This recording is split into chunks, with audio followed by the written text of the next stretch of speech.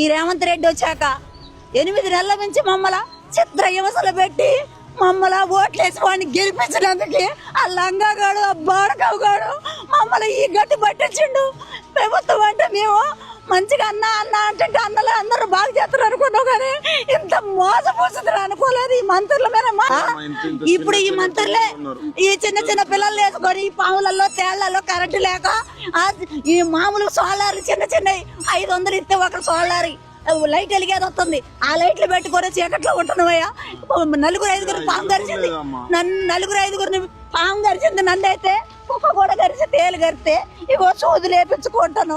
చీకట్లు ఏడిపోతుంటే ఏమవుతుందో తెలవట్లే. మా కరమెట్ట చేశారు ఈ 3 మంత్రులు. ఇలా గడుపుల గారు ఇలా నాశనం గాను మాకు ఇల్లు లేకుండా చేశారు. ఇత్తరేమనుకున్నాం, ఇత్తర పట్టాలు ఇత్తరేమంటే పత్రం చేసిపోయారు ఈ మంత్రులు. మేము ముండలు పోసినట్టు వాళ్ళ పిల్లలు ఇట్లా చేస్తారయ్యా. ఈ దేశం ఎట్టయిద్ది అనుకోలే.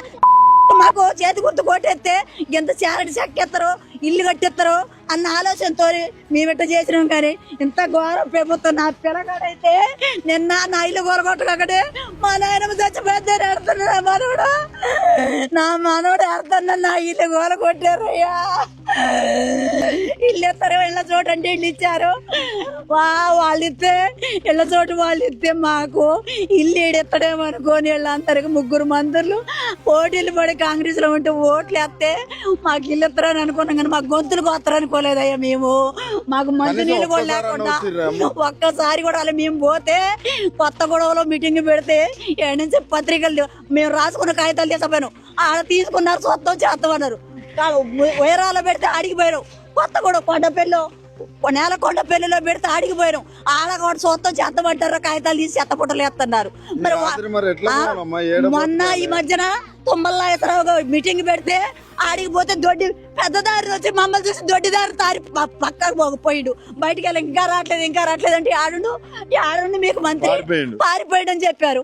ఎన్నిసార్లు ఎక్కడికి పోయినా గానీ ఓట్ల కొత్త చెప్పులు తీసుకొని కొడతాం. ఇల్లు లేకుండా ఈ జాకెట్లో నిన్నటి నుంచి బువ్వ కొడలేదు.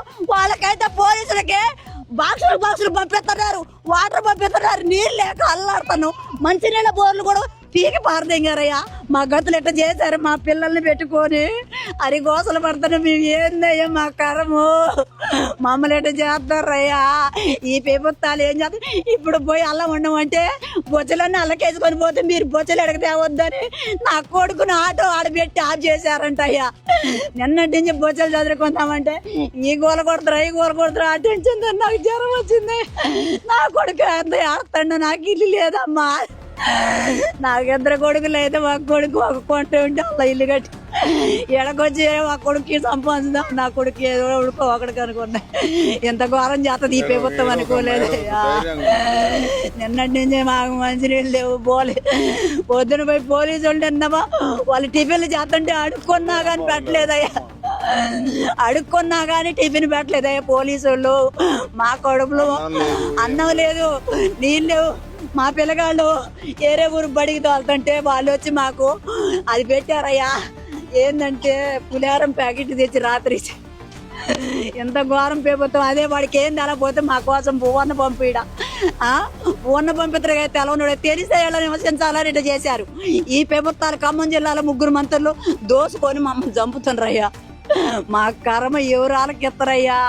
ఇప్పటికన్నా మీ అసంటి వాళ్ళు వచ్చి మా గోడ ఆలకించి మా ఇల్లు చంపండి పెట్టండి అయ్యా. నా కొడుకు ఆటో సామాన్ వేసుకొని అడిగిపోతే సామాన్ తెచ్చొద్దంటే మాకు ఇల్లు లేదు, అడిగిపోవాలని.